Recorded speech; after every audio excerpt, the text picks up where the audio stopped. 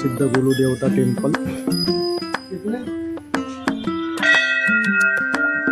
इथे मन्नत पूर्ण होण्यासाठी लोक घंट्या म्हणतात। बऱ्याचशा घंट्या, हजारो लाखोंनी घंट्या बांधलेल्या बघू शकता दोन्ही बाजूला।